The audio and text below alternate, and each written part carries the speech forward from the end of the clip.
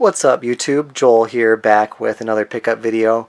Today I've got some unique items. No NES games in this round, but I've got some PC Engine, Mega Drive, Famicom, and also a very unique controller for the Famicom. So sit tight and check out what I've got here.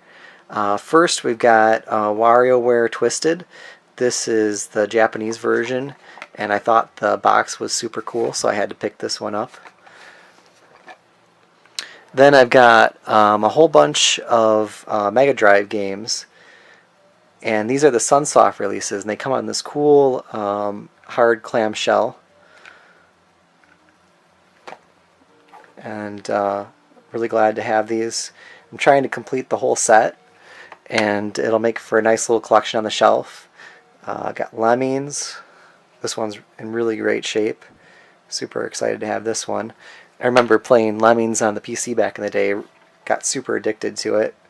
Batman, and then of course Super Fantasy Zone. This game is really awesome. I love the original Fantasy Zone.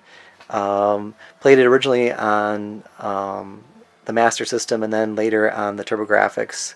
Love the TurboGrafx version, so I had to get this one. And then also Telltale Stadium Baseball, I think this is. I needed that one for the set. And then another Mega Drive game, but from a different region. It's actually the same game as what I got previously, but this is the European version of Super Fantasy Zone.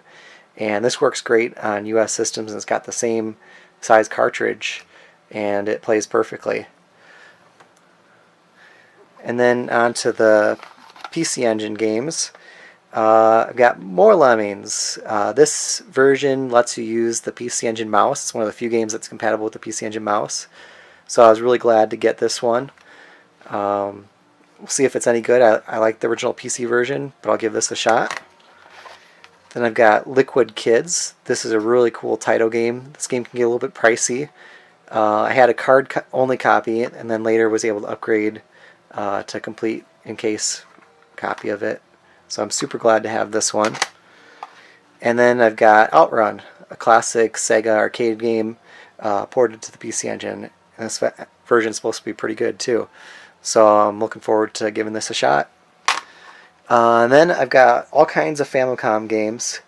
I'll start off first with Go-Go 13. Really like the box art on this one. It's got him sniping with this awesome gun. You've got the jet fighter there. I don't think the US got any of that, so this version looks way cooler. And then a bunch of carts. I've got Burger Time. Needed this for my Namco collection. I much prefer the Intellivision version, but had to get this anyway. So shout out to the Intellivision dude. Check out his channel and check out his Burger Time collection that he's got. He's got a lot of great versions of Burger Time. And then also Namco Pac-Man, so it's cool to have that one too. Chip 'n Dale 2,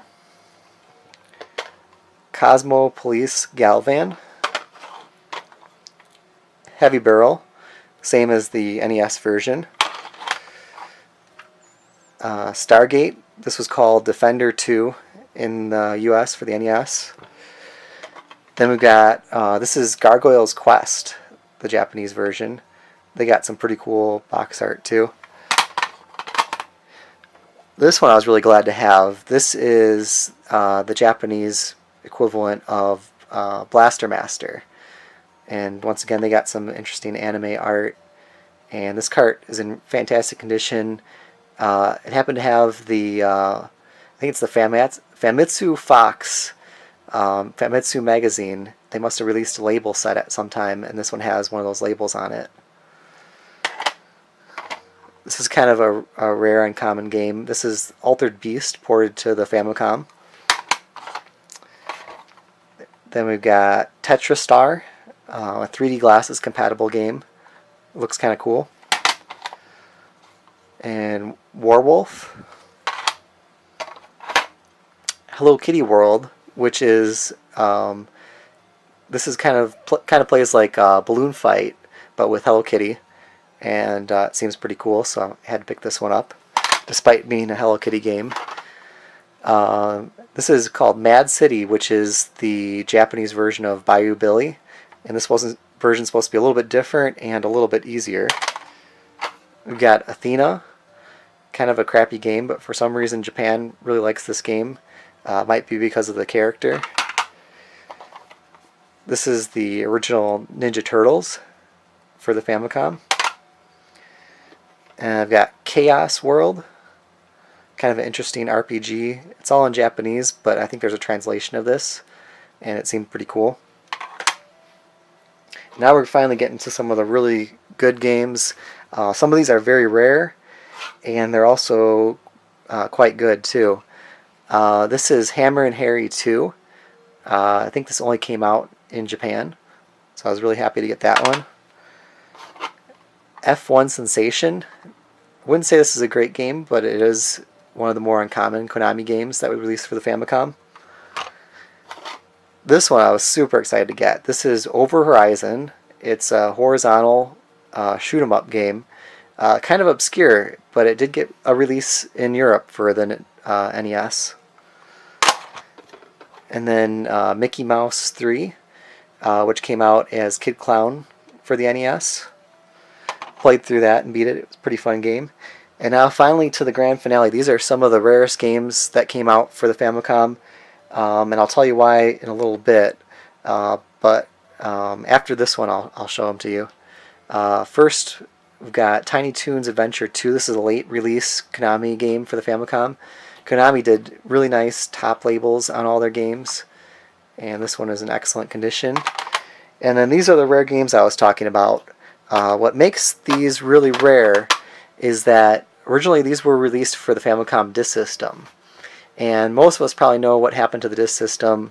Rampant piracy and issues like that led to Nintendo stopping support on it.